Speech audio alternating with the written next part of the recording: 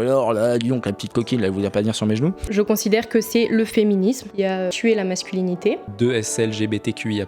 Tais-toi, t'es trop bête. C'est Non, pas mais ça. Si, c'est réel. Je pense que les hommes souffrent plus que les femmes. Les femmes, elles souffrent de leur vulnérabilité, alors que les hommes souffrent de leur responsabilité. Barbecue égale virilité, égale Gérard Depardieu, égale viol, égale very bad.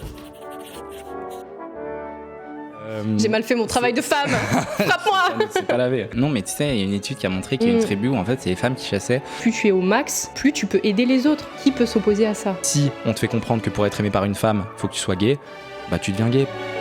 La vulnérabilité des femmes devient du coup une des responsabilités des hommes. Que des hommes qui sont complètement décorrélés de ça et qui se disent la gloire c'est la philosophie et le travail de mon cerveau, mais certainement pas l'expression corporelle de mon être, ces gens-là effectivement n'ont pas exploré toutes les pièces. C'est vous, hommes, qui nous avez abandonnés. C'est vous, hommes, aujourd'hui, qui ne voulez pas nous sauver et qui préférez vous vautrer dans votre flemmardise et dans votre faiblesse au lieu de sauver le monde. Go ? Oui. Ok. Bonjour tout le monde, aujourd'hui on se retrouve pour parler de virilité. J'ai mis mon plus bel outfit post-viril, voilà, avec lequel je peux exposer mes énormes muscles, mais ma sensibilité via la couleur.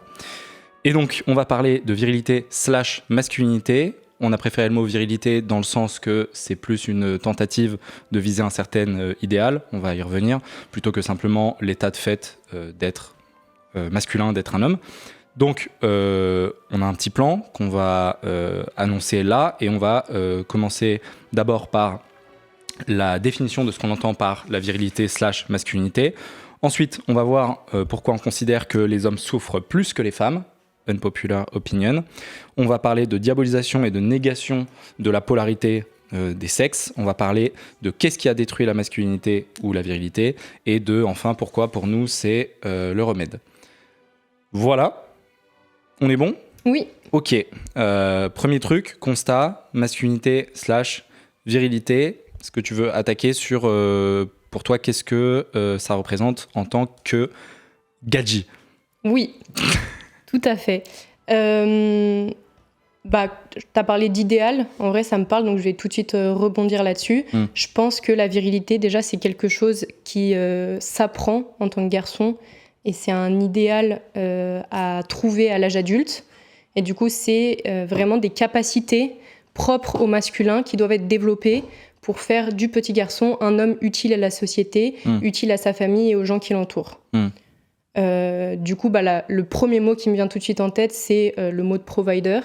On a cherché un peu une espèce de traduction, c'était compliqué. Le pourvoyeur de... Le fournisseur, il y a plein de manières, mais c'est assez moche. Mais c'est juste dans l'idée de dire que l'homme, par son essence, j'ai envie de dire, par nature, il est vraiment en capacité d'aller chercher des ressources pour les gens qu'il aime, pour sa femme, cancel, ses enfants. déjà là c'est fini, c'est foutu. On est déjà viré c'est foutu socialement. Cancel, là, c'est ciao, ouais. Ouais, vas-y, du coup, on continue, il reste une petite heure, donc vas-y. Mais c'est vrai, naturellement, c'était le cas avant. C'est les hommes qui vont à la guerre, c'est les hommes qui nous protègent, qui nous défendent, mais aussi qui nous ramènent des ressources, de la nourriture, etc. Et donc, j'ai envie de dire que, naturellement, la masculinité, la virilité, c'est la force physique, le courage. Et ça, à chaque fois que je commence à énoncer des listes comme ça, j'ai vraiment envie de dire, évidemment, que les femmes aussi sont fortes, sont courageuses, etc. Mais c'est juste qu'elles n'agissent pas dans les mêmes secteurs, sur les mêmes actions, en fait. Et en effet, un homme a peut-être plus besoin, ou avait peut-être plus, ça on va aussi y revenir, avait peut-être plus besoin d'être courageux, puisque c'est lui qui partait à la chasse, c'est lui qui partait à la guerre. Donc... Néo-féministes diront, non, regarde, c'est les femmes qui chassaient, on a trouvé une preuve, je sais pas où. Oui, il y en avait peut-être une. Bon, ce qu'on s'était dit, c'est globalement pour le podcast, c'est de pas parler de bullshit qu'on entend de partout, gauchistes, qui diraient non, mais tu sais, il y a une étude qui a montré qu'il y a une tribu où en fait c'est les femmes qui chassaient. Et d'ailleurs, tu sais que chez les lions, c'est les lionnes qui chassent globalement. Et les lions, c'est juste des mecs qui sont là, ils vont au bar et tout, ils font. Ouais. Donc on a dit qu'on en parlerait pas. Donc non, mais on donne surtout sur ce qui nous semble notre avis, l'évidence, parce que bon, quand même là, si on avait créé ce podcast-là il y a 50 ans, cette intro, elle serait un peu lunaire. Donc on va parler de l'eau. Voilà, l'eau, c'est une substance qui se boit. Qui mouille. Non, mais voilà. Et du coup, pour juste faire... moi, ma manière la plus simple, en fait, de définir la masculinité, c'est toujours de la mettre face à la féminité. Donc ça peut paraître un peu ridicule, mais en fait, dans sa nature, c'est complètement normal, puisque c'est vraiment une polarité et un équilibre naturel des choses, de se dire que la féminité... Oui, le feu et l'eau, exactement. Et la féminité a ses qualités et a ses défauts, ses absences que la masculinité vient remplir. Et du coup, par exemple, je dirais tout simplement que la masculinité, c'est une espèce de froideur aussi, d'une certaine manière, une rationalité, un stoïcisme par rapport aux situations, là où peut-être la féminité est plus émotionnelle. Ok. Moi, j'ai mis le garant de la paix pour la virilité, quoi, ce qui permet la paix potentiellement par la force, ou en tout cas par la dissuasion, etc. Ce qui va manquer chez les femmes, quoi. C'est un peu comme la défense nucléaire, c'est quoi le mot la dissuasion nucléaire. Oui. C'est un petit peu le truc. Ok, donc j'ai mis la virilité, elle doit emmener... Alors non, la masculinité, entre guillemets, emmène vers la virilité, c'est un peu surfait. En tout cas, j'ai mis tendre vers sa toute-puissance. En tant qu'homme, ça rejoint ce que tu disais au début, mais en tant qu'homme, je dois faire la démarche d'aller voir jusqu'au bout du couloir ce que c'est que d'être un homme, quelque part. Exactement. Défait de toute construction sociale, le mot galvaudé, mais que, effectivement, c'est le cas. Sans construction sociale, jouons au jeu de voir qu'est-ce que ça fait d'être un homme et d'être une femme. Vous allez être surpris. La fin va vous étonner. Pour nos amis qui ne seront pas d'accord avec ce qu'on dit, faisons une expérience grandeur nature et la fin va vous étonner. Tu vois ce que je veux dire ? Oui, c'est-à-dire si on met par exemple 10 femmes, 10 hommes dans la nature... Oui, ou 1000 ou 8 milliards. Oui, il y aura un équilibre qui va se créer, que puis... nous, on attend, que certaines personnes aujourd'hui n'attendent pas. Comment ça ? Toi et moi, on s'attend à un certain équilibre. Genre, moi, je considère que c'est pas les femmes qui vont défendre, aller chasser les écureuils et défendre le campement si tout d'un coup il y a un ours qui arrive. Les écureuils. On est quand même sur de la violence moderne, quoi. Non, mais les mecs, te rends compte, ils vont chasser les écureuils et tout. Ils ont pas peur, ils ont même pas peur des écureuils avec leurs petites dents, avec leurs petits bras. Bon. C'est pas cool. Bon, on s'entend. Oui. Ok, donc tendre vers sa puissance, donc aller voir ce que ça donne d'être un homme, puisque en tant qu'homme, j'ai des qualités possibles, en tout cas j'ai une certaine répartition de de mon potentiel, on va dire. Essayer d'augmenter au maximum les choses pour lesquelles je suis le moins designé. Est-ce que ça vaut le coup, quoi ? Est-ce que ça vaut le coup que j'essaye à tout prix d'appuyer sur mes plus grandes faiblesses pour essayer d'en faire mes plus grandes qualités ? Je sais pas. Est-ce qu'il faut appuyer dessus pour que ça en devienne potentiellement des qualités, ou en tout cas pas des problèmes ? Certainement. Sensibilité, d'expression, de ce que tu veux, etc. T'avais un truc à dire ? Ouais, c'est intéressant ce que tu dis, parce que c'est toujours un peu ce dilemme, j'ai l'impression, qui existe dans tous les secteurs de la vie, de se dire, est-ce que je dois combler mes lacunes et, comme tu dis, travailler mes faiblesses, ou est-ce que, au contraire, je mise tout sur mes forces, en partant du principe que si tu deviens vraiment exceptionnel dans un domaine, au final, ça tire les autres domaines vers le haut. C'est-à-dire qu'un homme... Enfin, on va en parler juste après, en parlant peut-être des mauvais côtés qu'il y aurait dans la masculinité. Mais un homme qui, au final, est vraiment à 100% de ses capacités masculines, je ne pense pas que ses absences de féminité lui font défaut. Oui, mais ça reviendra effectivement sur un truc qu'on veut dire après, je crois, mais sur... Pas de spoiler, ok, je pense qu'on va rebondir après. Tout à fait. Et donc, moi, j'ai mis pour engranger la paix, le calme, voilà, éviter le chaos. Moi, je considère que c'est plus les femmes qui ont tendance à venir exciter le chaos et créer des gossips, créer de la tension comme ça, et que les hommes, en leur capacité à être, comme on disait, plus stoïques, plus endormis quelque part, tu vois, plus... Dans la avoir l'énergie d'une brique permet au moins de faire un grand lissage du bruit qui peut être introduit dans le système. Je pense que ce bruit-là vient en général plus côté femme que côté mais homme. Ce qui est vraiment explicable, c'est pas juste les femmes dans leur nature sont des pécheresses et des hystériques, mais c'est vraiment... Alors je n'ai pas dit ça. Oui, je sais, mais parce que facilement, la suite, et c'est ce qui peut aussi agacer les féministes et certaines femmes, c'est que la suite de ça, les femmes comme outil de chaos, ce serait oui, mais du coup, les femmes sont hystériques, oui, mais du coup, voilà. Moi, je vois pas les choses comme ça. Je suis d'accord pour dire qu'on a une propension, une tendance au chaos, mais c'est explicable par, on y reviendra aussi tout à l'heure, je pense, mais notre vulnérabilité et notre... je sais pas, mais notre sensibilité hormonale aussi. C'est bête à ramener sur le plateau, mais c'est un vrai sujet. Et je trouve que c'est mal employé aujourd'hui parce que les féministes ont pris à bras-le-corps ce sujet. Je trouve qu'il est mal défendu. Voilà. Ok. Voilà, j'ai mis donc virilité, capacité d'action sur le monde extérieur. Un truc, je voulais rebondir, mais c'est sur ta capacité de mouvement et de force, entre guillemets, de puissance. Elle s'exprimera plus pour un homme, je pense, à l'extérieur du foyer, c'est pas forcément le mot, mais voilà, du couple ou dans le monde extérieur, la femme dans le monde intérieur. Ça peut être le monde intérieur à la fois, encore une fois, du foyer, ou le monde intérieur émotionnel, tu vois. Oui, carrément, ça me parle. Puissance physique, intellectuelle et morale. Donc c'est aussi on va y revenir aussi, mais sur un peu les clichés de la virilité et le fait de dire que voilà, un mec viril c'est un mec qui parle fort, c'est un mec qui est vulgaire, c'est un mec qui tape sa femme, etc., etc. Attends, on avait fait une petite liste, je propose que quand même on la dise parce qu'au final elle était quand même intéressante. Il y a le mec violent, le mec insensible, le mec vulgaire, enfin le beauf quoi, le mec qui ne sait pas communiquer et moi j'avais rajouté le mec autoritaire / écrasant. Vraiment dans une espèce de recherche de dominance mal placée, quoi. Bon, plus pragmatique, moi j'avais qui tape sa femme et qui ne pleure pas. Mais ça rentre dans cette liste. Juste plus descriptif. Voilà. La take, c'est que ça, c'est pas un homme viril. Tout simplement, c'est un faux homme viril. C'est ce qu'on veut faire croire aux féministes et aux jeunes filles. Ouais, aux jeunes filles depuis je sais pas combien. 20e siècle. 30 ans, quand même.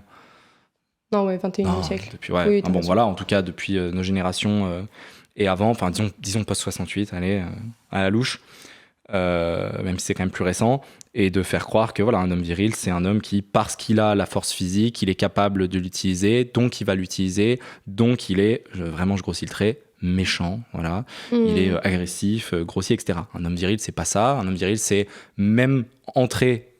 J'entre par le même truc, c'est quelqu'un effectivement qui a la puissance. Oh bah qu'est-ce qui tombe du plafond là ? C'est dégueulasse. J'ai mal fait mon travail de femme. Frappe-moi. C'est pas lavé. C'est quelqu'un qui a la puissance, mais que ce soit morale ou physique, et qui en sert pour faire le bon. Et le fait qu'il soit très viril et qu'il soit au maximum de son expression de genre, voilà, c'est pas très bien dit, fait que justement il a la paix, le calme, l'écoute, etc. Qu'il est proche de sa sensibilité, qu'il est empathique, qu'il est capable, tu vois, d'entendre des choses et tout. Mais, à la différence de quelqu'un qui est complètement défait de sa virilité, lui, il a la capacité d'action sur le monde. Oui. Tu vois ce que je veux dire ? Oui, je pense que quand tu es à 100% aussi de ta nature et quand tu es vraiment bien dans tes bottes et au bon endroit, bien placé, et ben c'est aussi plus facile d'être notamment à l'écoute de ta femme. Par exemple, si tu as un homme extrêmement viril et que tu sais que tu corresponds totalement à ta nature, bah, tu as beaucoup d'intérêt à écouter une femme qui peut-être, elle aussi, correspond complètement à ta nature et qui t'est très différente, qui du coup te rend curieux, t'intéresse, t'attire.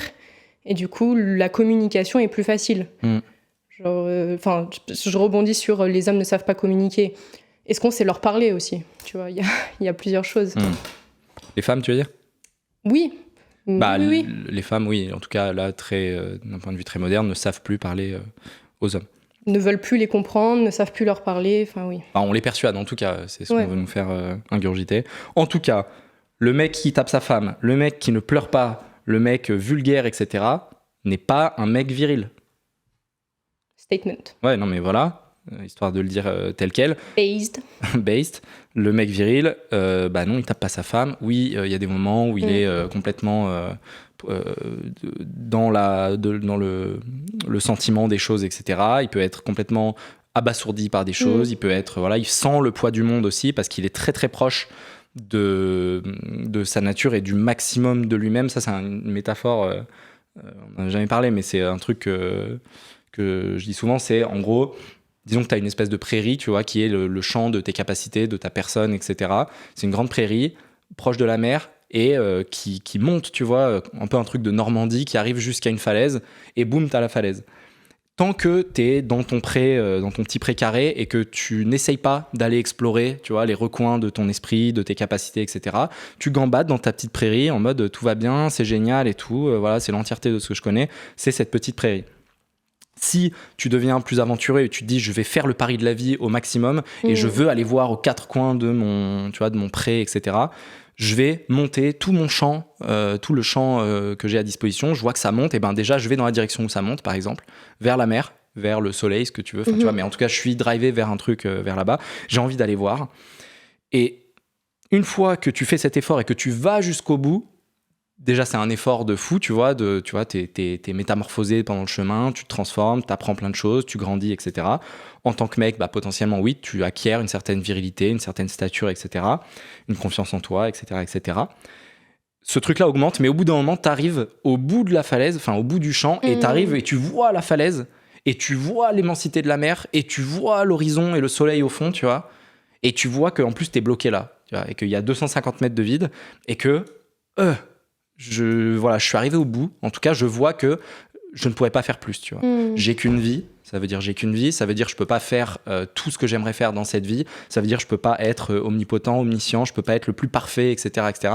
Je suis obligé d'être concaténé dans mon petit espace qui est mon champ, et c'est ce que j'ai à disposition.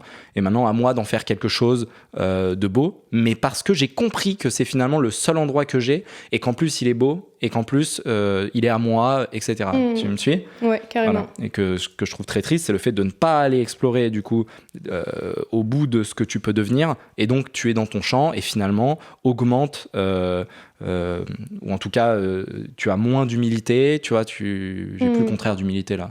L'orgueil. Ouais, ton orgueil, tu vois, augmente. Parce que t'es dans ton petit pré en fait, tu vois, comme si tu vois, tu travaillais et t'étais fonctionnaire au lieu d'être entrepreneur, et qu'en fait tu es dans ton petit espace et tu crois maîtriser l'entièreté du monde. Non, tu te rends pas compte que finalement, si on t'enlève tes petites barrières et que tu vas voir la taille des choses, et tu vas te dire waouh, bref.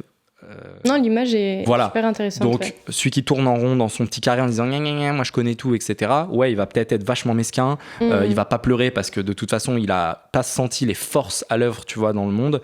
Et donc, elles l'atteignent que très peu. Et puis, il tape sa femme parce qu'en fait, potentiellement, lui, il est plein de ressentiments, de choses, etc. Parce qu'en fait, il est pas en train lui-même de s'exprimer. D'exploiter sa pleine puissance. Et d'exploiter sa pleine puissance potentielle, son potentiel. Voilà. On va être pris par le temps, donc on va quand même... voilà. Et j'ai mis virilité égale toxique. C'est le narratif. Le nouveau terme employé aujourd'hui. Voilà. Et nous, on est à tort et à travers. Pas d'accord avec ça. T'avais un autre truc où on peut... Non, écoute, ça enchaîne bien avec My Take. Ok. Qui est, je pense, et je t'en avais parlé il y a quelques mois, et ça t'avait surpris, donc je vais le dire juste tel quel, je pense que les hommes souffrent plus que les femmes.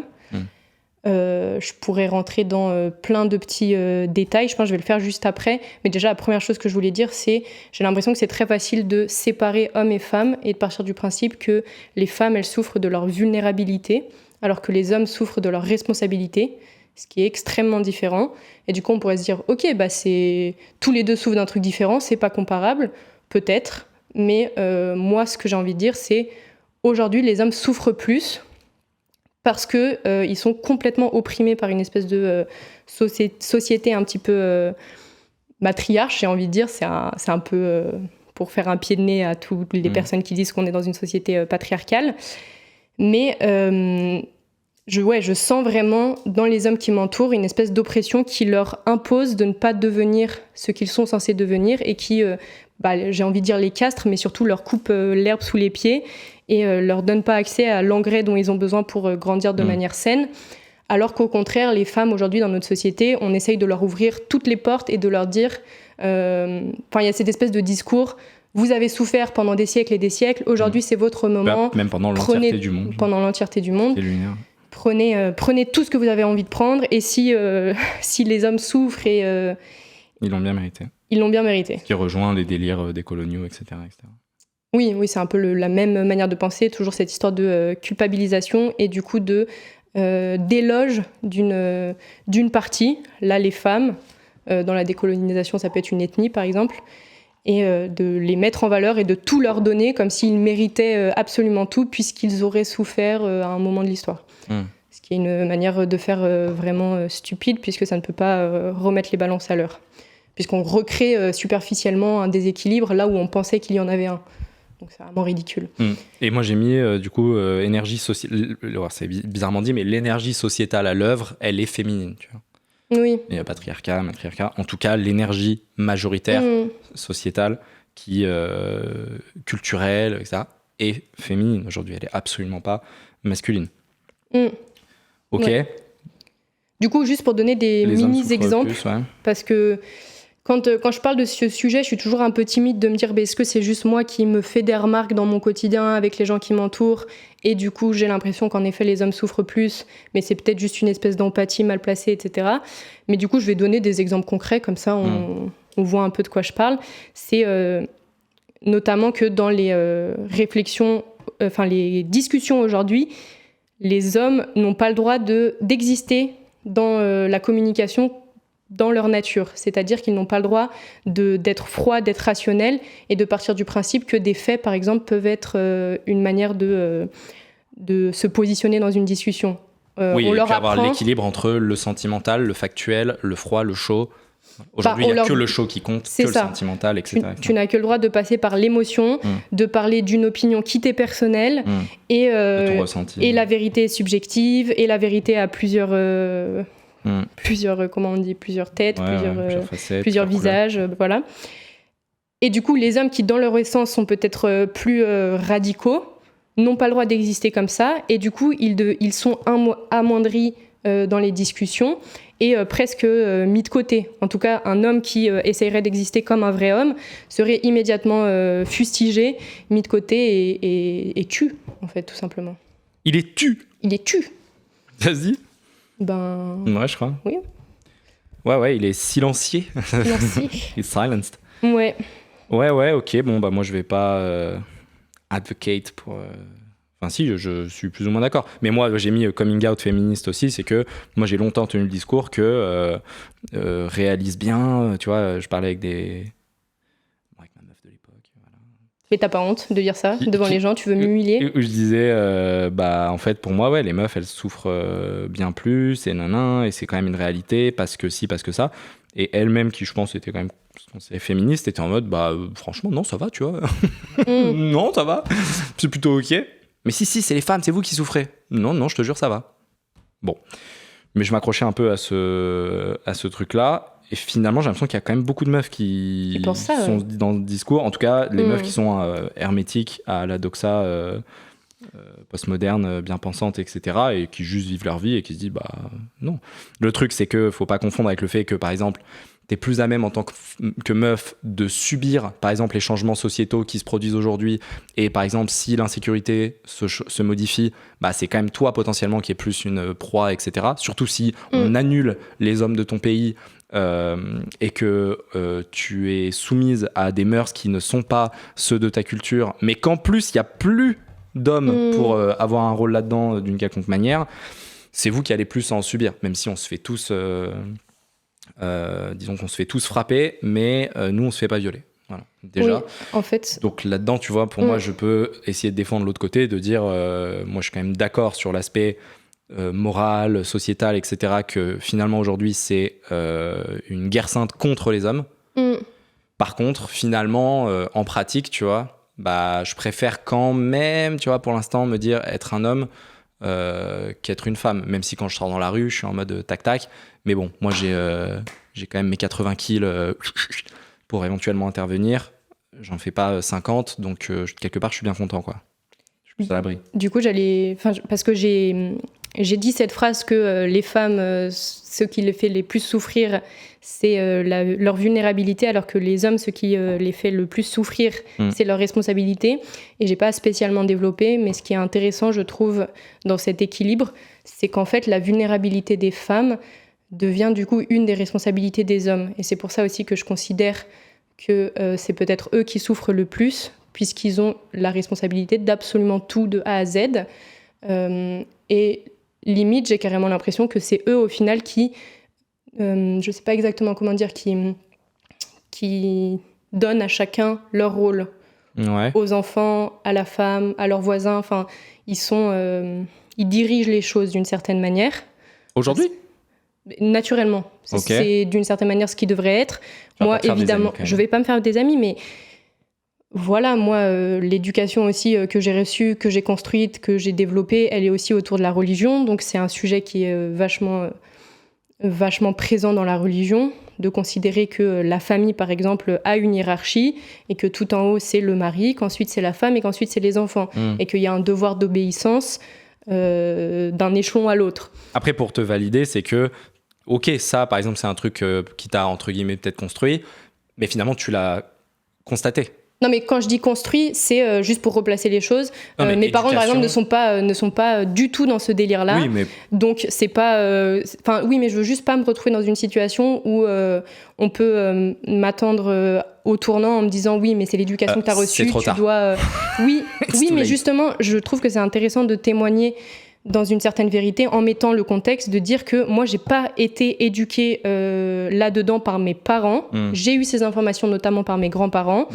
Et ensuite, de moi-même, j'ai cherché la vérité entre religion, socialisme, gauchisme, anarchisme, tout. J'ai tout essayé et je me suis posé des questions sur énormément de choses. Et la réalité, c'est que ce qui me paraît le plus probant aujourd'hui, en effet, c'est une espèce de hiérarchie naturelle à respecter. Ça ne veut pas dire que je me soumets à tous tes désirs, à tous tes ordres, etc. Au contraire, pas du tout. Mais je trouve que ça a du sens qu'une femme dise « Oui, je reconnais que, je sais pas, t'as peut-être plus une capacité à diriger que moi. » Et je pense qu'énormément de femmes se sont déjà rendues compte que, par exemple, dans certains contextes, elles se remettaient à leur mec juste parce qu'elles n'avaient pas envie de prendre la décision, elles n'avaient pas envie de diriger l'action qu'elles étaient en train de faire. Et c'est juste quelque chose de naturel et ça doit pas être diabolisé en fait. Moi, je supporte pas qu'on essaye de m'amoindrir parce que je pense comme ça. Je me sens en pleine puissance, je me sens forte, je me sens intelligente, je me sens à ma place. J'ai pas l'impression que le fait que je puisse parfois me soumettre à toi fasse de moi une plus petite femme. Ouais, mais un truc super important, c'est que au contraire, c'est là-dedans que tu trouves que c'est un bon véhicule, tu vois. Oui. C'est le fait de sentir que, non, là, je ressens que l'énergie, elle est bien, tu vois. Ouais, je me sens bien, le fait que déjà, non, par exemple, c'est lui le boss, tu sais. Déjà, putain, merci, ça m'évite d'avoir avec le boss, c'est déjà top, tu vois. Et en plus, du coup, mais ouais, est-ce que je me sens bien, par exemple, quand je me dis, lui, c'est le boss, tu vois. Déjà, il me met une piquette sur ça, et en plus, parfait, parce que moi, c'est des trucs, j'ai pas envie d'y mettre les pieds. Nickel, vas-y, toi, c'est ça tes sujets. Comme ça, je m'oriente vers moi, qu'est-ce qui me brancherait, qu'est-ce qui me dirait. Ah, ça, par exemple, et puis en plus, ça, mais j'ai le champ libre, parce que lui, il va jamais regarder là, en fait, ça, il s'en fout de ça. Et moi, en plus, j'ai envie de kiffer. Mais tu vois ce que je veux dire, c'est que le fait, là où c'est non seulement pas réducteur, le fait d'être en mode non mais hiérarchie homme-femme etc, c'est que si t'essayes de combattre ce truc là et de te dire mais comment ça, attends là il vient trop de parler le gars et je vais lui montrer bon je vais essayer de jouer le mec finalement, et ben tu te rends compte que mais j'aime pas, deux je suis pas bon, tu vois, non c'est pas, l'énergie est pas bonne. Donc finalement, ça ne m'emmène nulle part, à part essayer de jouer la guéguerre de qui aura les plus gros bras, tu sais, avec le mec qui a les plus gros bras. Bon, ne joue pas ce jeu en fait. Ouais. Alors qu'il y a plein de jeux que tu peux jouer en tant que meuf, où le mec en face sera pas du tout pas du tout le meilleur. C'est parfait, on en vient à la suite, puisque du coup, la seule manière de rivaliser avec le mec qui a les gros bras, c'est de lui expliquer qu'il n'a pas de gros bras. Et de... et de du coup diaboliser sa nature et de partir du principe que peut-être avoir des gros bras en fait c'est pas gagné, c'est pas un combat, c'est pas stylé, c'est de la merde, et que du coup la masculinité in fine c'est nul à chier et que tous les hommes devraient se comporter comme des femmes et que du coup le combat devient qui est le plus féminin, qui est le plus sensible, qui est le plus émotionnel, et là on gagne, et là ça y est, les femmes prennent un espèce de dessus sur les hommes. Oui mais t'es trop loin. Ok. On en arrive à la partie d'après, diabolisation et négation de la polarité femme-homme. Et après, il y aura le truc d'Adam et Ève et tout aussi, là. Mais là, du coup, tu dis qu'en gros, féminisation de la société, les femmes, finalement, distillent leur manière de poser les règles, de donner les bons points, les mauvais points, etc. Donc, elles disent, maintenant, on n'a plus le droit de la froideur, le pragmatisme, la force, etc. La force physique, ouais. C'est interdit, hein, ok. Donc, toi, si tu m'insultes, j'ai pas le droit de t'insulter. Si tu me frappes, j'ai pas le droit de te frapper, etc., etc., etc. On met nos règles. Nos règles, c'est ou tout ce qui est homme ou vilain pas beau. Et ensuite, on dit, et maintenant, il faut jouer avec les règles. Enfin bref, oui. Et donc ce qui permet une victoire totale. Bon, je te suis, hein, parce que pour moi, il y a quelque chose de très très dark effectivement dans le féminin en tant que je sais pas comment dire, en tant que pouvoir, en tant que de laisser les rênes à une puissance féminine. moi ça me. Je pense que j'ai jamais constaté que ça crée des bonnes choses en tout cas. Alors je suis totalement disposé à voilà. Je pense que tu fais partie des gens qui sont disposés à être des bons dirigeants, je sais pas comment dire, mais voilà que tu as une énergie aussi masculine qui fait que. Bref, bon, ça se mord la queue parce que je dis une énergie masculine du coup. Mais bref, en tout cas, des femmes féminines, voilà. J'ai l'impression que ça se marie beaucoup mieux avec plein de concepts, pas avec celui de oh, mais écoutez, maintenant on va faire ça, le plan c'est ça, maintenant on va me suivre, voilà la vision que j'ai, moi je ne tremblerai pas, tu vois, genre c'est très clair dans ma tête, on va faire ça, on ne déviera pas du plan, let's go.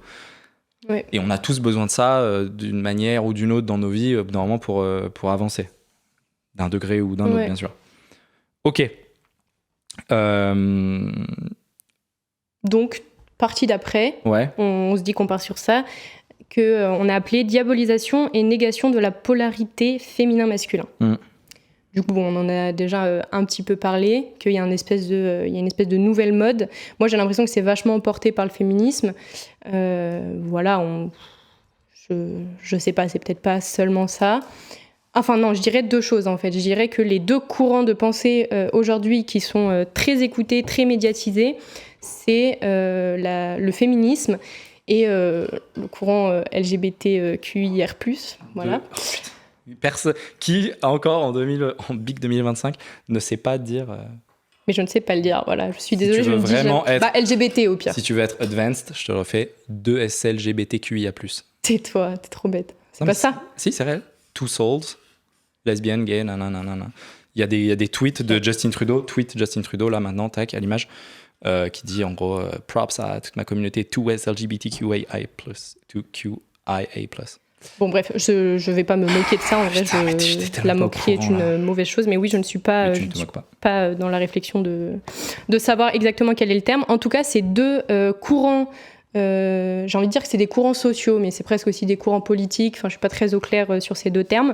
En tout cas, ils prennent énormément de place à la télévision, sur les réseaux sociaux, dans les discussions. C'est des courants commerciaux. C'est des courants commerciaux, c'est vrai que ça fait de la thune. Non, mais profondément, je pense que... Bref, passons. En tout cas... voilà, déjà c'est des sujets dont on nous parle absolument tout le temps et en plus c'est des sujets dans lesquels tu n'as pas le droit d'avoir une opinion, tu es juste censé coller à ce qu'on te dit puisque c'est la vérité absolue, la morale et la seule manière de penser acceptable. Et du coup, pour que ça puisse exister, ça le féminisme, la communauté LGBT la et tout ça, en face de ça, non pas la dualité. Ok, pour que quoi puisse exister ? Pour que ces deux courants, féminisme et LGBT, puissent exister comme une vérité absolue. Néo-féminisme, tu as raison. Parce que moi, je me considère peut-être féministe différemment. En tout cas, néo-féminisme et courant LGBT, courant woke, j'ai envie de dire, sont des courants qui prennent toute la place et qui, au même instant, détruisent la masculinité puisque c'est leur opposant numéro un. Et nous, bons cons qu'on est, on a laissé faire, quoi. On a laissé entraîner en disant, voilà. Et ça rebondit aussi sur un truc de... Je sais pas si c'est le moment que je parle de ça, peut-être, mais sur le fait que les hommes sont aussi des bons chiens-chiens, tu vois. Ils ont envie d'être des good boys et ils ont envie surtout d'être aimés par des femmes, tu sais. Et que si on te fait comprendre que pour être aimé par une femme, faut que tu sois gay, tu deviens gay parce que toi, ce que tu veux, c'est être aimé par une femme, tu vois. Et c'est ouf. Non, mais tu m'en parlais ce matin et c'était méga clair de dire que justement, il y a un espèce de déséquilibre dans la séduction et que les femmes sont d'une certaine manière plus puissantes en séduction et que, enfin, je sais pas... En tout cas, on les règne. Ce que je disais ce matin, c'était...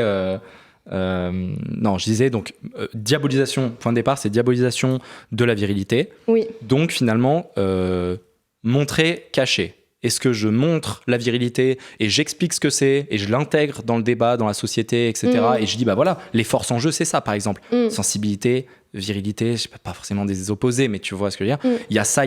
Et on va jouer avec ça, en fait. Et yin, yang, chaud, froid, feu, eau, voilà. Et il y aura un équilibre, comme dans tout.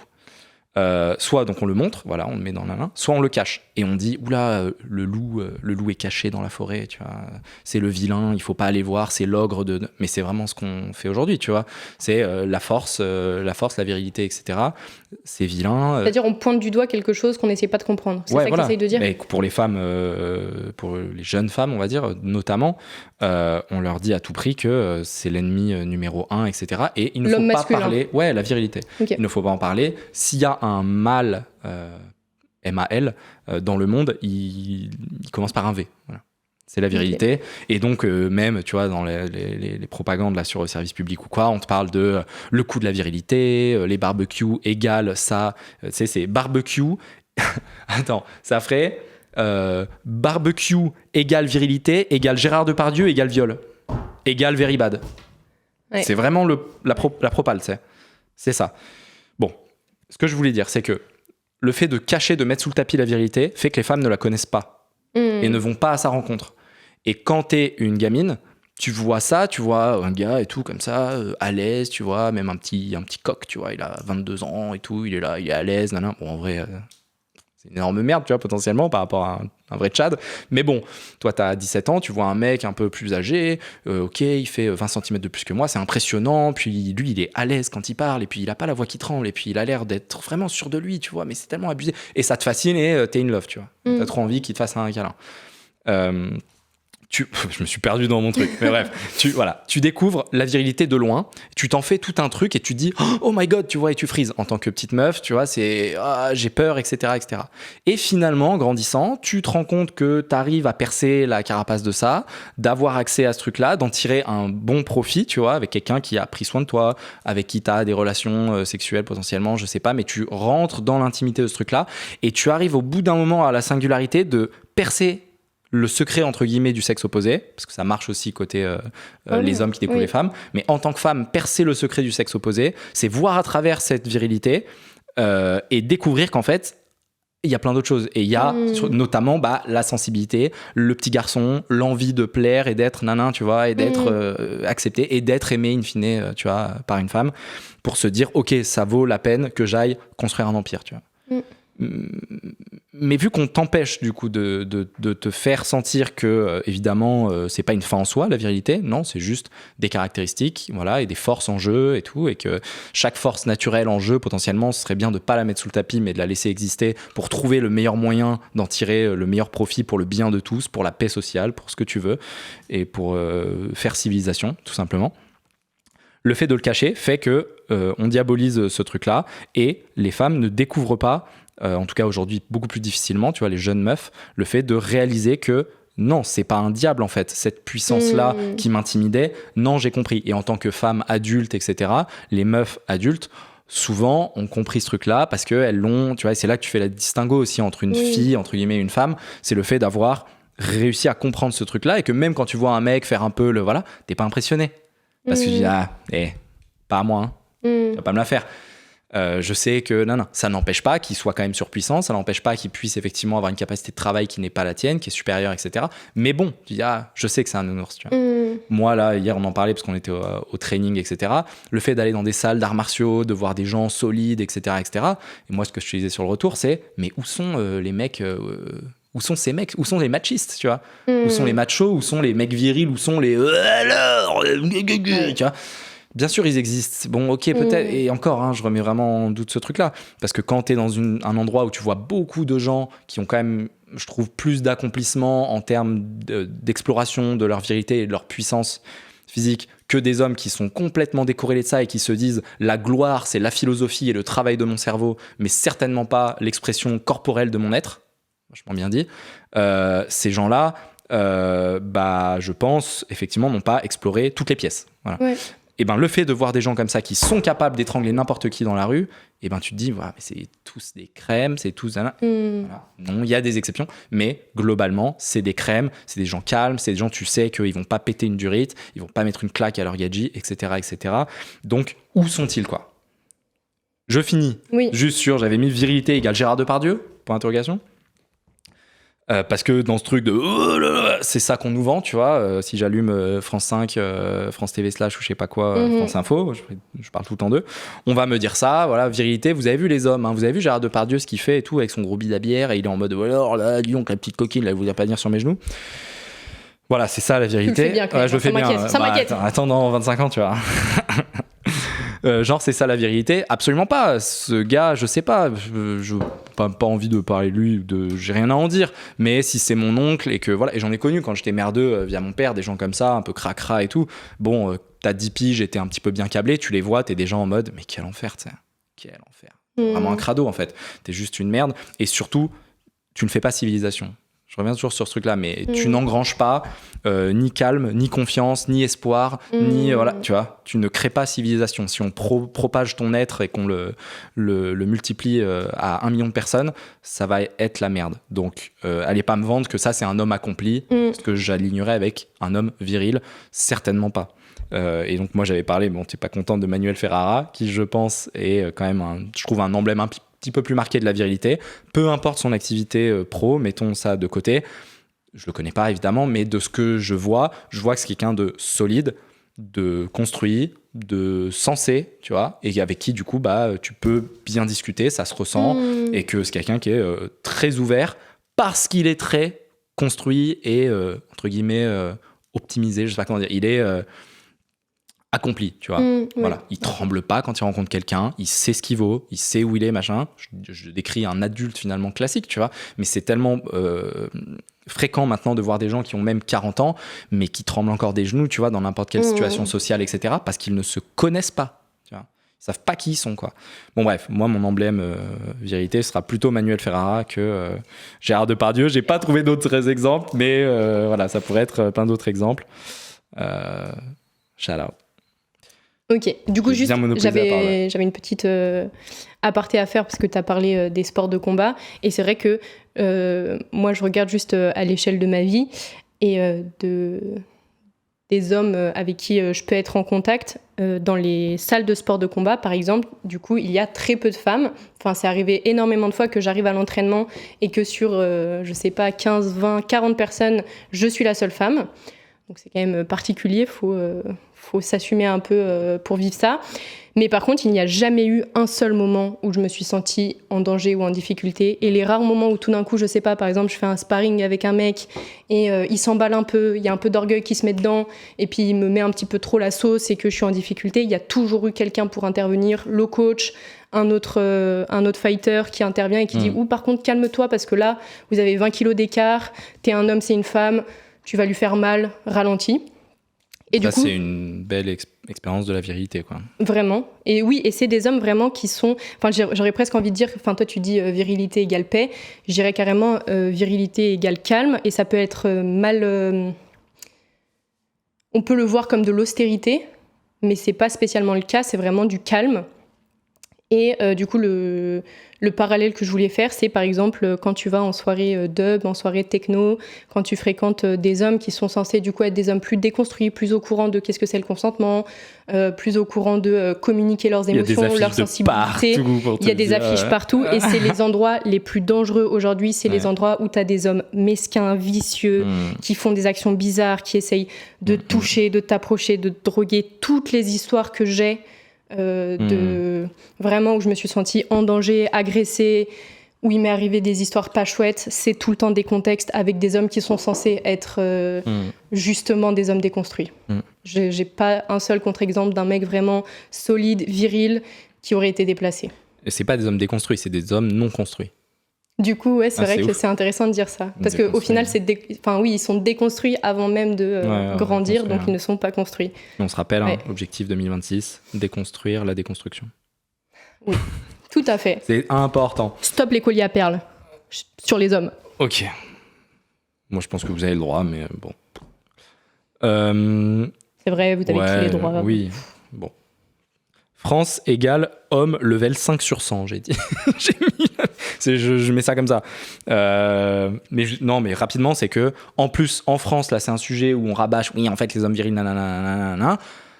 Mais t'as vu, en fait, le degré moyen de l'homme moyen dans la boîte moyenne, tu vois, genre, c'est moyennement un homme, hein. Attention, c'est des gens de bureau, qui n'ont pas d'activité physique, que ce soit, encore une fois, ça peut être du chantier ou du sport. Hein. Le sport remplace en grande partie l'activité physique qui normalement était incontournable du fait du travail, tout simplement, qui devait être physique pour plein d'aspects de la vie, en tout cas sur les quelques milliers d'années qui ont précédé le dernier siècle.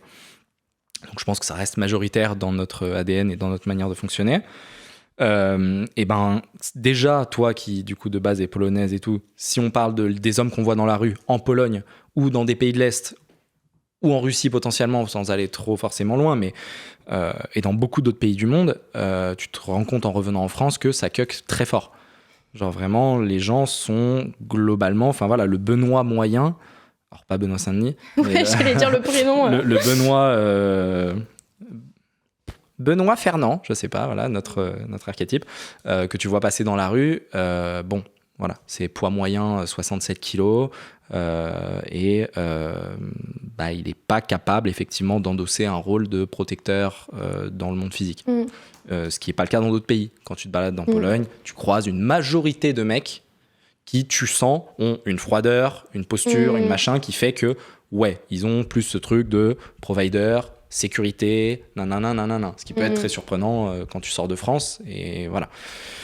On est habitué, en tout cas en France, et on a déjà fait l'expérience quand on se balade en France, et de se dire, mais regarde, dans la rue, là, on s'arrête quand on voit quelqu'un qui nous inspire que, ok, waouh, ça c'est quelqu'un, effectivement, il m'inspire de la solidité, il m'inspire confiance, voilà, parce que c'est un vrai putain de gars. C'est très rare. Dans plein de pays, c'est la majorité du temps, ou en tout cas, c'est 10 fois supérieur à ce qu'on voit en France. Donc bon, on parle de quelque chose beaucoup en France qui finalement n'existe déjà même plus, tu vois. Ce qui est lunaire. Ok. Il nous reste, je pense, 15 minutes. Ok, ouais, j'avais juste un petit rebond à faire parce qu'on parle beaucoup on parle beaucoup tout court, mais on parle beaucoup de muscles et de force physique. Mais on en avait parlé, je sais pas si c'était au dernier podcast ou si on en avait parlé comme ça, mais j'avais dit que selon moi, un homme, il avait c'est un peu binaire de dire ça comme ça, mais deux manières de s'accomplir, puisque deux manières de remplir son rôle. Et la première manière, c'est que physiquement, il soit vraiment solide et donc il est en capacité de protéger les gens qu'il aime, ou alors qu'il s'installe une situation financière qui lui permet de protéger les gens qu'il aime. Parce que par exemple, j'allais dire si tu fais 1m60, mais au final on a des exemples comme Volkanovski ou des fighters qui sont vraiment petits et qui sont des short kings et qui sont vraiment intestables. Mais la réalité c'est que c'est pas ta seule manière d'être masculin, c'est pas de faire du sport, c'est pas ce qu'on essaye de dire, c'est plutôt vraiment d'exercer ta puissance. Et la puissance masculine n'est pas que physique, mais c'est juste la manière la plus visible de la voir et de l'analyser. Bah oui, puis ça te permet de cadrer aussi et de voir jusqu'où comme mon analogie du pré là, le fait de, moi par exemple qui ai grandi sans jamais prendre une claque, etc.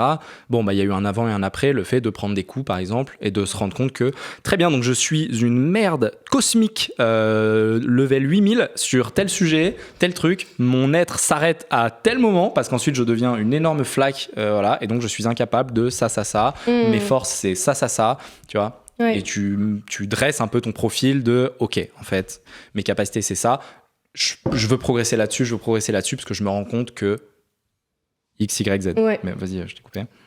Non, mais j'ai dit ce que je voulais dire, de vraiment juste repolariser. Oui, c'est pas que le physique, mais faire du physique, je trouve, te permet en tant qu'homme beaucoup plus de te permettre de mieux voir le reste. Et notamment, tu fais un énorme trail, tu fais de l'alpinisme, nous on parle des sports de combat, etc.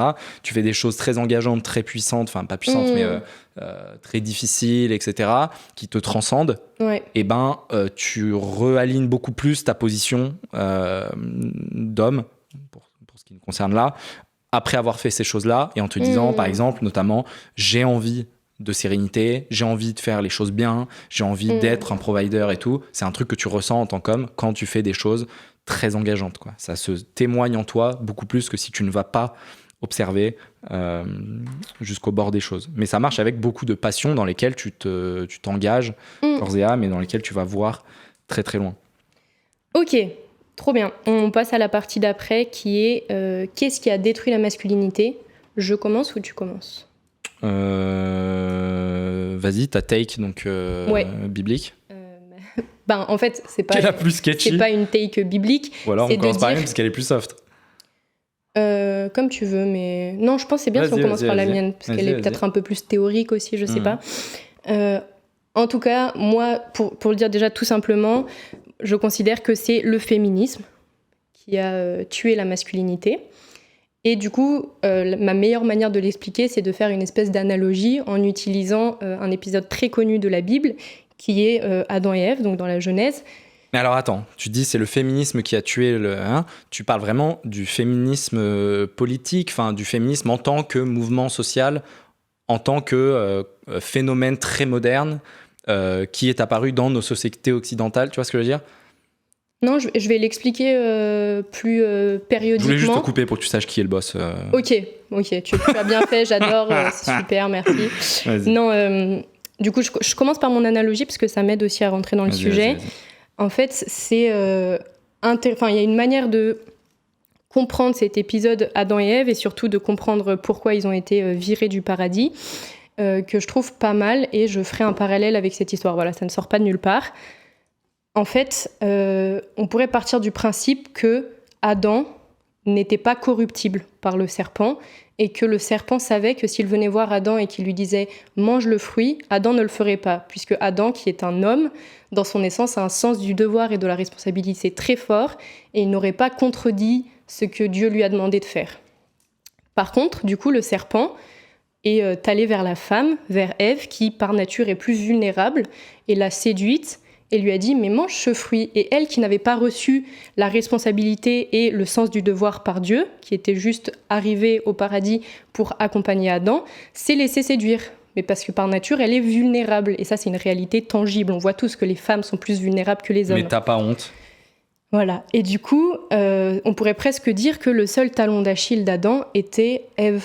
Et que c'est par ce biais-là que le serpent a réussi à faire tomber Adam, puisque Ève vient voir Adam et lui dit « mais goûte ce fruit que j'ai goûté ». Et Adam, comme un petit garçon fou amoureux d'Ève, qui veut être aimé des femmes, ouais. Qui veut être aimé d'Ève, mange le fruit et donc est puni par Dieu, est viré du paradis avec sa femme. Et enfin bref, on va pas rentrer dans les détails de ensuite, de ils ont cet monté une épisode. petite boulangerie en banlieue. Pas tout à fait. Mais du coup, moi, le parallèle que je voudrais faire, c'est, déjà pour le dire d'une première manière plutôt crue, 20e siècle, on va dire que c'est le début des actions féministes politisées, donc droit de vote, etc., 20e siècle. Les femmes mangent le fruit. 21e siècle, les femmes font manger le fruit aux hommes. Et là, on est ici. Et du coup... 20e siècle 20e siècle, les femmes mangent le fruit. 21e siècle 21e siècle, D'accord. les hommes mangent le fruit. Ok. Donc la masculinité n'existe plus.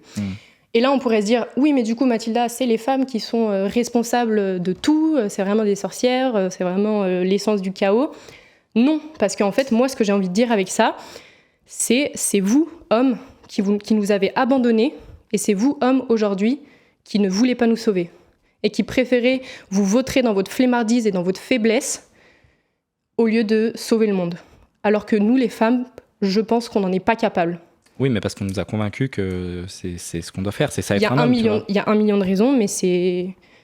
Au final, on pourrait se dire que l'entrée vers la destruction de la masculinité, c'était les femmes, le talon d'Achille, mais c'est quand même les hommes, au final, qui se sont laissés faire et qui ont permis une espèce de nouvelle société moderne, comme ça, où plus rien n'est à sa place. Mais c'est pour ça que le retour de flamme risque d'être un peu piquant, quoi.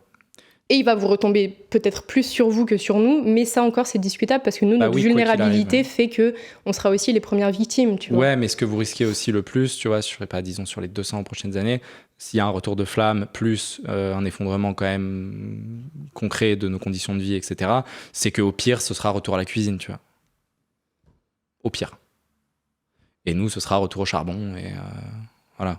Ce sera retour à la cuisine, mais si c'est la guerre, on va juste se faire tuer. Bah oui, quand même, au moins 10 fois moins que les hommes. Au moins. Ben, ça dépend. Si là, maintenant, vraiment, il y a un éveil et que vraiment les hommes réussissent à empoigner leur puissance et à devenir de nouveau des protecteurs et à être en capacité de nous sauver, en effet, nous, peut-être qu'on pourra se retrancher derrière vous et être protégés. Mais honnêtement, je croise tellement peu d'hommes qui ont l'air d'avoir cette envie d'être des protecteurs, tellement ça a été détruit, tu vois, que je me dis, est-ce qu'on peut vraiment, entre guillemets, compter sur vous si tout d'un coup, demain, il se passe quelque chose ? J'ai voir, hein. un Et puis doute, là, en vrai, Gen je sais pas. Alpha et tout, on n'est pas trop au courant, mais j'ai l'impression quand même Oui, que non, tu c'est vrai, vois, il y a les des gens mecs chauds. là à 12 ans, ils sont Ouais. déjà désabusés.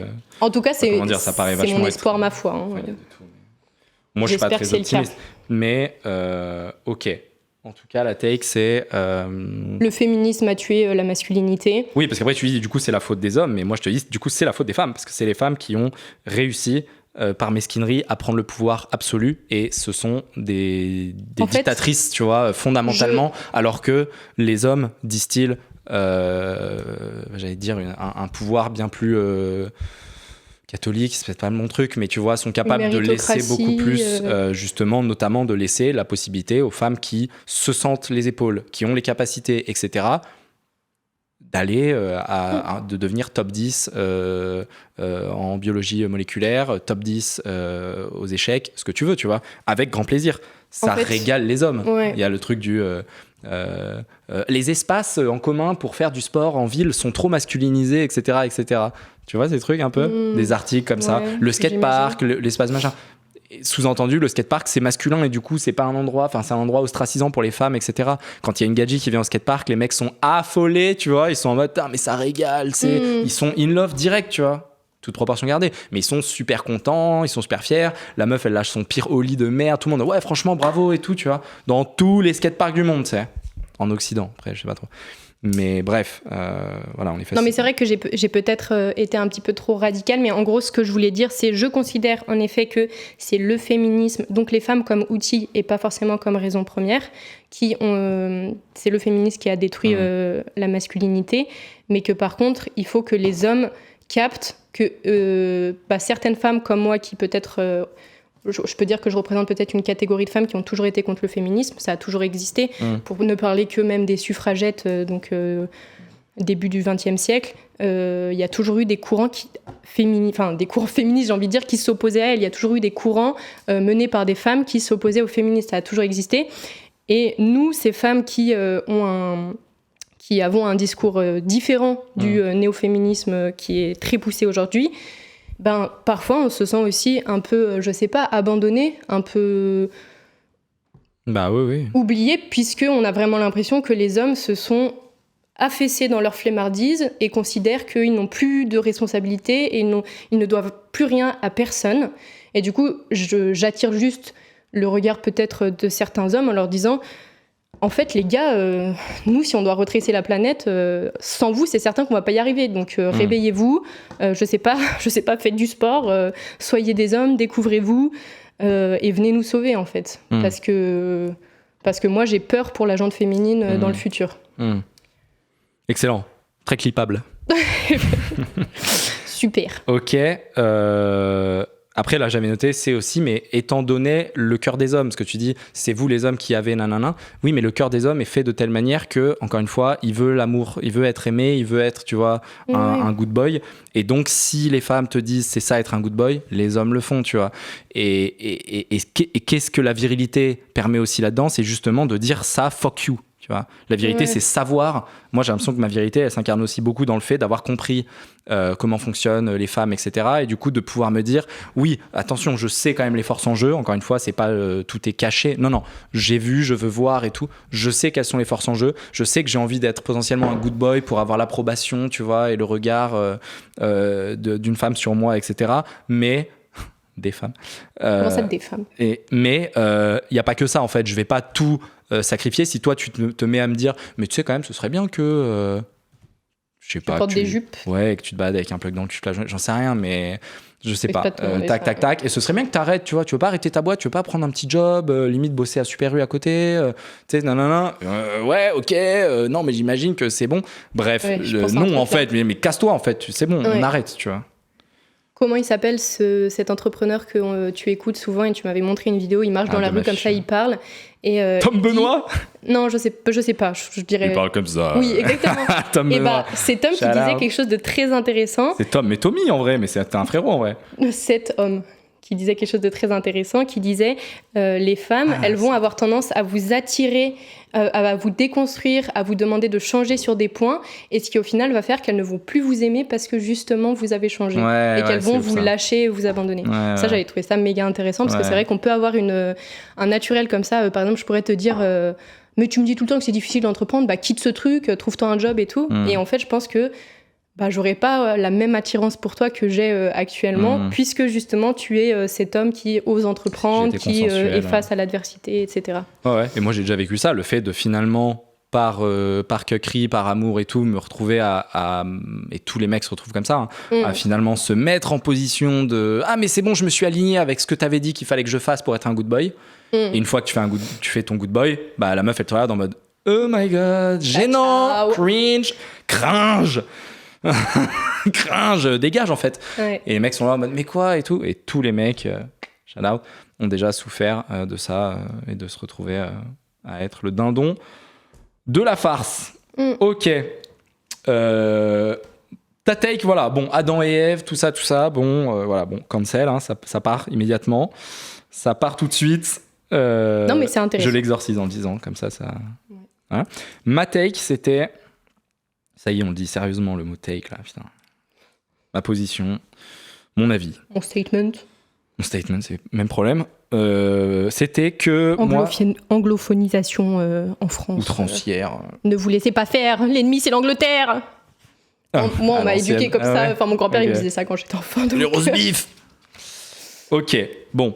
Moi, mon truc, c'était de dire que la technologie, du coup, est en tout cas une force à l'œuvre qui détruit la puissance des hommes et leur place et in fine crée la diabolisation et la destruction de la masculinité. Parce que la technologie engrange le confort matériel, on a la morale de sa condition matérielle. Tu vois ça ? Oui. Aussi, donc on a la morale de notre condition matérielle. Notre condition matérielle étant le confort, il fait chaud, tout va bien, il y a de l'électricité, il y a un frigo, etc., etc. À quoi bon être tchadesque ? Aucune raison. Voilà. Je me ferais bien une pizza ce midi, vas-y, livraison. Je me ferais bien un petit asiate, livraison. À quelle heure, en fait, ça a un besoin de... Voilà. J'en ai parlé dans l'autre de ça, là, dans l'autre podcast, de cet aspect, de toute façon, maintenant que tu vis en centre-ville, tu vois. Oui, et les du coup, hommes et les femmes voilà, bref. ont le même pouvoir d'action. Un homme et une femme dans le 14e arrondissement de Paris, dans un 40 mètres carrés qui mènent leur petite vie de couple. Aucune importance en fait qu'il y ait une différence entre les sexes, vous êtes juste des humains interchangeables, globalistes, à la merci du marché. Ouais. Donc bref, voilà, la technologie engrange le confort, qui engrange une mollesse, à la fois morale, à la fois physique. Morale, du coup, ce que tu pointes du doigt sur le fait aussi de ne pas être capable de se réveiller, d'avoir de l'impact, tu vois, d'avoir des idées tranchantes, d'assumer ses idées, de dire les choses, etc. Ce qu'on fait là, quelque part, mais bon, on se chie dessus aussi. Enfin, on se dit, putain, ça fait flipper de dire des choses qu'on ne dit pas ce qu'on dit à la télé. Une certaine mollesse, et donc j'ai mis nulle part où exprimer ma virilité du fait de la technologie omniprésente, les écrans, Internet, la chaîne du froid. Voilà. On ne vit pas dans des grottes, on vit dans des maisons. Ikea, ouais. L'Ikeaisation de la vie tue la virilité. Voilà. Donc il n'y a plus besoin de virilité, de masculinité. Donc destruction de la voilà, et quelque part personne à blâmer, enfin tu vois, c'est juste l'avancée technologique des êtres humains, le développement globalement des êtres humains qui fait que tu en viens à la suppression de la masculinité. Par contre la féminité garde sa place là-dedans, parce que le canapé plus couette plus chauffage plus Netflix, ça match avec la féminité. Oui. Bon, c'est relatif, mais tu vois ce que je veux dire. Ok, et la ville également, les villes outrancières, je sais pas comment dire, mais la ville hégémonique, tu vois, des immenses villes. L'urbanisation, la ville avec la technologie couplée, voilà, on est tout le temps ensemble, tout est social, tu vois, tout est échange, tout est que pense l'autre de moi, machin. Il n'y a plus beaucoup de vie à l'intérieur, tu vois, avec... des idées qui ne sont pas celles du voisin et qui si au pire sont différentes, il y a un dialogue et tout. Non, là, tu as un espèce de lissage. Les idées deviennent des virus. J'avais déjà parlé de ça, je sais pas si tu vois. Mais on est tellement collés, il y a tellement d'humains, il y a tellement d'échanges que les choses, elles spark comme ça et elles se déploient, tu vois, comme une espèce de bactérie dans un milieu qui lui va bien. Il fait chaud, il fait humide, tac, boum, ça se répand comme un virus. Et Elon Musk qui parle du virus woke, typiquement. Et en fait, voilà, par capillarité, limite, les idées se propagent sans même réinterprétation ou sans même considérer l'idée en soi. Et donc, tu as un conformisme total, tu vois, qui s'installe dans les villes. Aujourd'hui, dans les villes, on vote à gauche, on vote à droite dans les campagnes. Aux États-Unis, Trump, c'est toutes les campagnes et toutes les villes, c'est voilà. En France, c'est la même chose globalement. Voilà. Et donc le conformisme idéologique est beaucoup plus fort dans les endroits où il y a une proximité comme ça, très très intense entre les êtres qui, en plus, par destruction de virilité et tout ce qu'on a dit avant, sont bien plus à même de ne pas avoir des idées à eux, d'oser les assumer et d'oser le débat, d'oser la contradiction, etc., etc.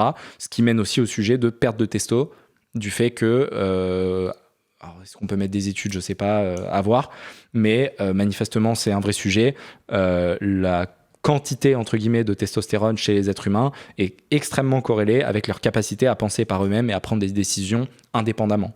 Et donc, on va rentrer à nouveau dans un truc complotiste que via 1 milliard de biais aujourd'hui dans notre société, on vise la réduction de la testostérone chez les êtres humains pour favoriser ce conformisme moral, etc. Ce qui est bien plus intéressant pour le contrôle des masses, ce qui est bien plus intéressant pour l'État, ce qui est bien plus intéressant pour le marché mondial, que d'avoir des gens qui ont une race, avoir des gens qui ont un propos, qui ont une essence, qui ont une substance, et voilà, et qui sont accomplis. Donc voilà. Et donc c'est le marché et le politique versus l'épanouissement personnel et le bonheur personnel. Ok. Bah c'est super parce qu'on en arrive naturellement à la conclusion qui serait incroyable. C'est parfait. C'est un zan. Est-ce que la masculinité est le remède ? Ben notre réponse c'est oui. Non. Plot twist, les femmes doivent régner sur le monde. Non, notre réponse c'est oui, puisque rien que ce que tu viens de dire est extrêmement convaincant. De se dire que la testostérone, qui du coup serait reliée à la masculinité, est une capacité à prendre des décisions pour soi-même et à être moins vulnérable, moins séduit par le marché, par des possibles complots politiques, etc. Donc en effet, c'est ce qui pourrait nous sauver, que l'individualisme soit un petit peu plus au goût du jour et que du coup, on soit un petit peu plus souverain et maître de notre destin, en fait. Et il y a énormément de femmes aujourd'hui qui, je sais pas, tout à l'heure, tu as dit que tu trouvais que je pouvais être un peu masculine dans ma manière de penser, etc. Je sais pas, je n'ai jamais regardé à quel point j'avais de la testostérone, ça ne m'intéresse que très peu, je n'ai pas très envie de savoir. Mais il y a énormément de femmes qui sont aussi à la recherche justement d'une espèce d'indépendance et de souveraineté. Et la réalité, c'est que quand tu es à la recherche de ça, tu te rends compte que ta solution, ça va pas être le féminisme, parce que justement, on va t'enfermer dans une manière de penser et on va t'encourager à ne pas être soi-disant égoïste et ne pas être individualiste. Contrairement à la masculinité, la virilité, qui est un appel à une certaine individualité, puisque la première chose à faire, une certaine indépendance, puisque la première chose à faire, c'est d'être au maximum de toi-même, d'être la meilleure personne que tu peux être. Et c'est juste une réalité que plus tu es tchoukar, plus tu es stylé, plus tu es au max, plus tu peux aider les autres. Enfin, c'est juste... qui peut s'opposer à ça ? Qui peut dire le contraire de ce que je viens de dire ? T'inquiète. Oui, non, mais parce qu'il y a une apologie de la faiblesse aujourd'hui qui est insupportable. Et il y a un appel au nivellement par le bas qui rend les gens fous. Mais la réalité, c'est que plus t'es tchoukar, plus tu peux aider les autres. Donc oui, la masculinité, parce que c'est le fait d'être tchoukar pour un homme. Non mais tchoukar, t'as jamais dit ce mot-là, ça y est, c'est le mot quoi. Non mais parce que c'est en boucle dans ma tête. Okay. Plus t'es stylé, mais j'ai pas un terme, plus tu te transcendes en tant qu'homme, plus tu vas être en capacité d'aider les autres. Donc oui, c'est le remède. Ouais, ok. Mais les hommes ont peur parce que dès qu'ils envisagent de faire ça, on leur fait comprendre que t'es un connard. Moi, j'ai beaucoup souffert, de remarques, de catégorisation, du fait d'être quelqu'un de musclé. Mais on est plein de femmes à kiffer, c'est vrai que vous êtes plein de femmes là, à me kiffer. Hein. Non, mais pas toi. C'est juste pour encourager les hommes à justement embrace your masculinity, parce qu'on est plein de femmes à attendre ça et qu'on saura valoriser ce choix que vous faites. Mais je pense qu'en plus, là, avec l'outfit et le machin, j'ai l'air vraiment très, très, très stock. Et c'est pas le cas, ok. Je suis pile Moi, je poil. veux pas te mettre la honte parce que. Avec tes petits. Avec mes gros biceps. Tes nervures. Mais en vrai, je suis pile poil comme il faut, tu vois. Dites-nous ce que vous en pensez. Voilà, parce que moi, j'en ai marre. Alors, un truc qu'on n'avait pas mis, c'était les mauvais côtés. Mais si, on en a parlé. Ah ouais? Non? De dire, bon, et si on fait l'effort de dire quels seraient les mauvais côtés de la virilité, tu vois. Ouais, non, Peut-être on n'a pas fait l'effort de le dire. etc. Ouais. Mais moi, j'ai pas grand chose à dire. Moi, j'avais noté absence, incomplétude de la virilité. Ok, bon. Mais si, on en a parlé. Bon, en tout cas, c'est de dire que la virilité n'est pas une fin en soi, et que c'est juste un élan vers qui conduit à beaucoup d'autres choses. Et la virilité conduit à la sensibilité. Intéressant. Et clippable.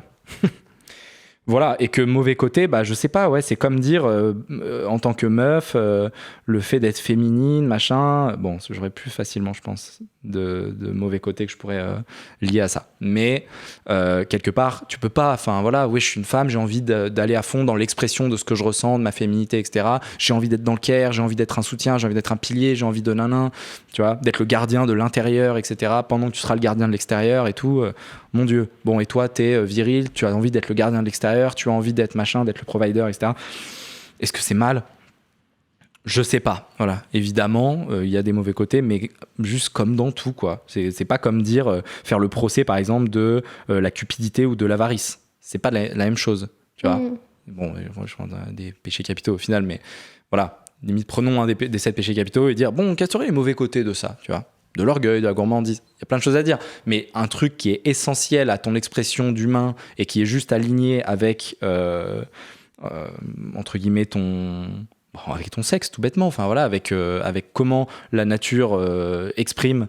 Je suis perdu là. Tu me suis ou pas ? Non, mais surtout, en fait, t'es reparti sur un sujet qu'on a abordé. Genre, les 3 phrases que t'as dit, tu les as déjà dit. Genre. Eh ben, parfait. Écoute, en plus, je me perdais, donc très bien. Nous donc, toi, la virilité comme remède. Oui. Je pense, dis juste si t'as un truc à rajouter ton truc, sur ouais, ça. toi, c'est bon.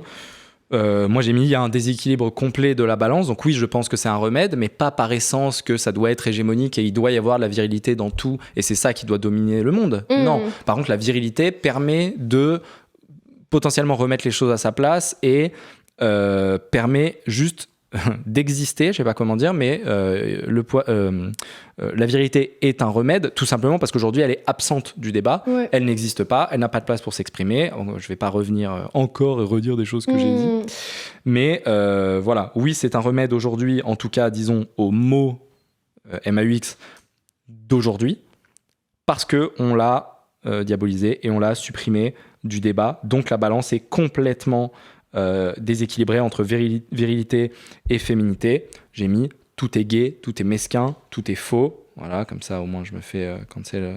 Voilà. Mais tout est gay, en vrai, c'est un sujet de ouf parce que tu sais, j'ai l'impression que c'est toujours dit par des gens qui vont être vraiment catégorisés de ouf comme des énormes mascus. Et puis en plus, on va dire ah, c'est homophobe, etc. Putain, c'est pas homophobe en fait. On peut s'entendre. Qu'est-ce qu'on entend par tout est gay ? Enfin, dire quelque chose, ah, ça, c'est gay. Alors, on peut le dire en tant que blague, ok, je pense qu'on se comprend aussi. J'ai l'impression qu'il y a 25 ans, c'était carrément ok et sympa d'être avec des gays et de dire « Ah, t'es gay » ou « Mais t'es tellement gay », enfin, tu vois, voilà. Les gays entre eux se disent de ouf, mais ouais, là, t'es vraiment gay ou t'es tellement un PD, tu vois. Moi, je préfère dire t'es gay que PD, parce qu'effectivement, je trouve que pour le coup, c'est un peu plus... voilà. Mais je sais pas, non, j'ai l'impression qu'à la base, il y a un consensus et on peut... voilà. Et puis, moi, si je fais un truc, ouais, ça va, ah, t'es bien testo, toi, hein. Oui, bah c'est drôle, effectivement. Oui, je me suis dit, j'ai envie de couper du bois et de faire un truc, je sais pas pourquoi. Ça va, mec, tu vois, ça va le bûcheron tu veux un shot de whisky, enfin je sais pas, tu vois, bref, pouvoir déconner.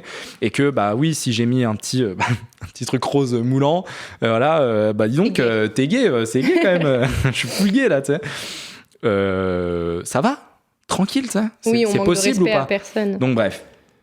Bah si, t'inquiète pas qu'il y a des gens qui trouveront que... Oui, mais en tout cas, la démarche n'est pas malveillante. En tout cas, je sais, et comme, tu vois, je trouve que ça peut être raciste de dire « Oh, mais les pauvres, parce qu'ils viennent de tel pays, forcément, c'est des pauvres nuls et tout, il faut les aider. » bon, c'est un petit peu raciste. Bon, écoute, moi je pense que tout le monde a une valeur qui peut être égale à la mienne ou supérieure. Bon, bah pour les gays, c'est la même chose. Quand je dis tout est gay, d'accord, j'ai pas dit tout est gay et donc trop inférieur, trop nul. Ah, c'est nul. T'es nul parce que t'es gay, t'es une merde. Non. Personne n'a dit ça en fait. Oui. Je pense que c'est possible d'être gay et d'être choucard. D'être choucard, voilà. C'est totalement possible, mais ça peut commencer déjà par le fait de ne pas avoir à parler de la sexualité, de ta sexualité aux gens, etc. Parce que ça n'intéresse finalement pas grand monde. En tout cas, j'ai dit tout est gay, tout est devenu machin, tout est faux. Alors c'est pas mis ensemble, mais tout est gay, c'est que tout est orienté vers le fait d'être dans la douceur, dans le machin, dans le voilà. Dans le sensible, je vais pas revenir sur tout ce qu'on a dit. Et tout est faux, c'est finalement un autre sujet, mais c'est l'hypocrisie aussi des gens et des relations sociales. Je reviens pas sur mon truc de la ville, etc. Mais le fait d'être dans le conformisme et de pas vouloir faire de vagues, je sais pas si tu vas me dire, mais le fait de pas vouloir faire de vagues, l'absence de virilité joue de ouf là-dedans. Tu vas me dire que je me répète encore là. Non, mais ok. Vas-y. Dans le fait de pas faire de vagues, et donc les gens sont faux. Parce que même s'ils ressentent quelque chose ou qu'ils ont envie de dire quelque chose, ils vont pas le faire par conformisme. Par exemple, faire une petite blague comme « Oh, c'est gay » ou « Oh, t'es trop nanin », blablabla. Juste se détendre et faire des blagues comme si on était en 1995 et que tranquille, tout va bien, voilà, on peut rigoler, on peut se tacler sur... ouais, vas-y. Je pense en plus que la blague un peu piquante, qui est un truc qui se retrouve très facilement chez les hommes, dans des groupes d'amis hommes, c'est quelque chose qui vous pousse en fait à justement être des meilleures personnes, parce que peut-être qu'on va vous faire une blague et que ça va vous piquer, et que par exemple vous allez dire « Ah ouais, mais il trouve que je suis pas très en forme et tout, bah vas-y, demain je me bute, je vais à l'entraînement, je me bute. » Et c'est vrai que les femmes, elles ont moins ce truc-là, parce qu'il y a une espèce de sororité plus naturelle, qui serait plus dans l'entraide, dans l'empathie, dans le réconfort, etc. Mais en tout cas, je pense que c'est malsain d'abandonner ce petit côté un peu piquant, un peu de l'humour, un peu dur qu'il peut y avoir dans lequel il y a toujours un petit peu de vrai et un petit peu de bienveillance. C'est ça, et qui au final vous pousse juste à être des meilleures personnes, quoi. Donc pourquoi vouloir le tège ? Ouais. Ça n'a pas de... Je vais me faire cancel par les gens progressistes parce que j'ai des valeurs trad, et par les gens trad parce que je parle en arabe et en anglais, tu sais. Ça n'a rien dit en arabe. Bah, tchoukar, c'est arabe, non ? Peut-être, je sais pas. En tout cas, c'est grenoblois, c'est tout ce que je sais. Ouais, il y a le même avec, je vais essayer de le trouver, avec les meufs qui sont entre elles et qui se font plein de compliments et qui sont en mode, elles se détestent, genre t'es trop belle et tout, machin, et elles se haïssent de ouf, et les mecs qui sont en mode, toi t'es trop un fils de pute et tout, et ils s'adorent, tu vois pas ça là. Voilà, avec les mecs ça passe par le fait de s'incendier, mais vraiment ils s'aiment. Les meufs ça passe par le fait de faire des compliments et de se planter des poignards dans le dos. Ouais. Je sais pas. Ok, bon. On est bon. Moi, je finis avec une phrase. Voilà, c'est que... Donc, est-ce que la virilité peut être un remède ? Voilà, bon, oui. Et la chose importante que je veux bien dire, c'est que tous les mauvais côtés qu'on attribue à la virilité, ce sont des mensonges. Les défauts qu'on attribue à la virilité, c'est toujours une absence de virilité. Parfait. Voilà, et ça rejoint sur ce que j'avais dit, mais voilà, le mec violent, j'en passe. Non, c'est de l'inaccomplissement, c'est pas de la virilité. Ok, top. C'est ciao.